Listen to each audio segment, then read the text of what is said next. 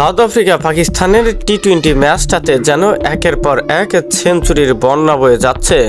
রেজা হেনরিক্সের সেঞ্চুরিতে পাকিস্তানকে একতরফা হারালো দক্ষিণ আফ্রিকা।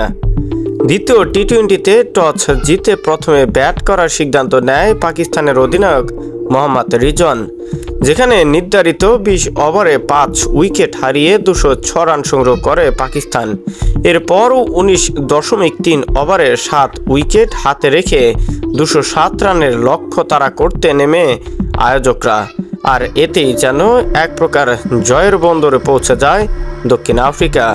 ঘরের মাটিতে আরও একবার পাকিস্তানের বিপক্ষে ইতিহাস গড়তে যাচ্ছে দক্ষিণ আফ্রিকা। গতকাল সেঞ্চুরিয়নের সুপার স্পোর্টস পার্ক ক্রিকেট স্টেডিয়ামে 3 ম্যাচ টি-20 সিরিজের দ্বিতীয় ম্যাচে মুখোমুখি হয় দক্ষিণ আফ্রিকা ও পাকিস্তান।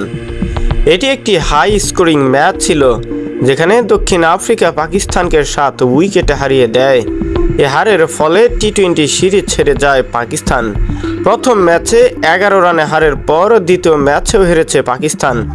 তবে গতকালের ম্যাচে দুই দলের ব্যাটসম্যানরাই দারুণ রান করেন। দ্বিতীয় টি-20তে টস জিতে প্রথমে ব্যাট করার সিদ্ধান্ত নেন পাকিস্তানের অধিনায়ক মোহাম্মদ রিজওয়ান, যেখানে নির্ধারিত 20 ওভার শেষে 5 উইকেট হারিয়ে 206 রান সংগ্রহ করে পাকিস্তান। 171 স্ট্রাইক রেটে ব্যাট করে 98 রান করে অপরাজিত থাকেন সাইম আইয়ুব। তার ইনিংসে 11টি 4 ও 5টি ছক্কা হাঁকান তিনি। এছাড়া বাবর আজম 31 ও ইরফান খান 30 রান করেন। দক্ষিণ আফ্রিকার হয়ে 2টি করে উইকেট নেন দায়ান গালিম ও ওটনিল বার্টম্যান।